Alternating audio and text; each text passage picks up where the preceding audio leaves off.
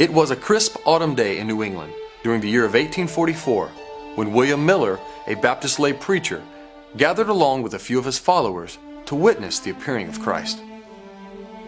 William Miller based his hope on one particular prophecy found in the book of Daniel. However, being fully aware of the possibility for error, William Miller was very reluctant to set an exact date, though he did believe Christ's return was certain.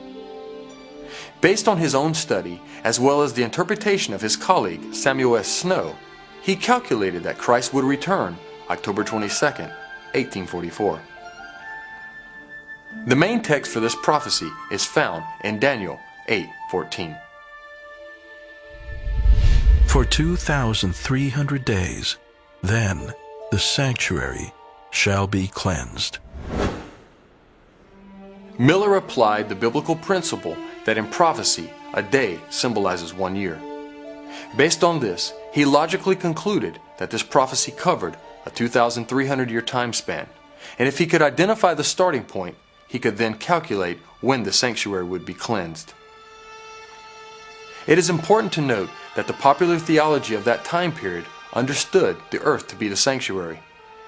Through his careful study of the Bible and world history, he found the starting point he had been looking for in Daniel 9:25, which speaks of the decree to rebuild Jerusalem. Historical record shows this decree was given by Artaxerxes I of Persia in the year 457 BC. So Miller simply added 2,300 years to that date and came up with the year 1844. It is also important to restate that this was a theory of William Miller based on much sound evidence and logic. Even so, he always presented this theory to others with a measure of caution in case there was something that may have been overlooked or misunderstood. He also took this discovery seriously in the event his calculations were correct.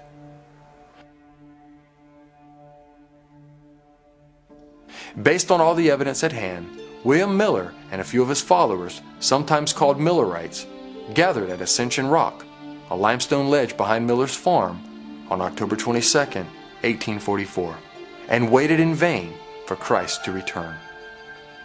When Christ did not appear, Miller and his followers experienced what came to be known as the Great Disappointment. After this disappointment, many of the thousands who had joined the Second Advent awakening left it in deep disillusionment. However, others, realizing that it was human error in the interpretation and still trusting in the Bible, went back to re-examine this prophecy more closely to uncover where they had gone wrong. After much prayer and further study, they reconfirmed the year 1844 was correct. However, the event had been misunderstood. They found that this date did not foretell the return of Christ, but instead described the judgment in heaven. It marked Christ's ministry typified by the priest's annual entry into the most holy place in the earthly sanctuary. After coming to understand this, their faith was renewed and they permanently abandoned the attempt to predict when Christ would return to the earth. However, they were strengthened in their faith and in the clear biblical teaching that Christ would return as he had promised. From this group who refused to give up after the Great Disappointment arose several leaders who built the foundation that would become the Seventh-day Adventist Church. This small group of Adventists began to grow in North America, mainly in the Northeast, where Miller's movement had also begun. Ellen White, who was just a teenager during the Great Disappointment, later became a renowned author, speaker, and church leader. Until her death in 1915, she was a trusted spiritual counselor of the Adventist family. Even today, her many writings serve as valuable reference materials to aid in the study of the Bible.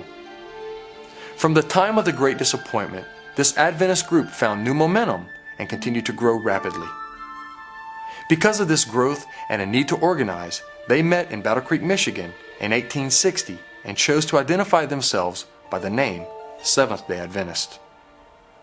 In 1863, these Seventh-day Adventists officially organized as a church with a membership of around 3,500, all in North America.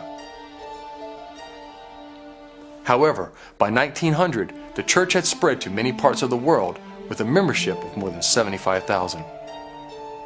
Then, by the mid-1960s, it had grown to more than 1.5 million. Today, because of its members' passion to share their faith in Christ, the Adventist Church has become one of the fastest growing Christian movements on earth, with a current membership approaching 20 million and an ever-rising average growth rate of 3,000 members per day. Since the 1840s, Adventist Christians have continued to share the three angels' messages, sounding the call to abandon non-biblical practices and return to the worship of the true God of creation. In return, multitudes of people have responded and chosen to follow the commandments of God and accept the faith of Jesus.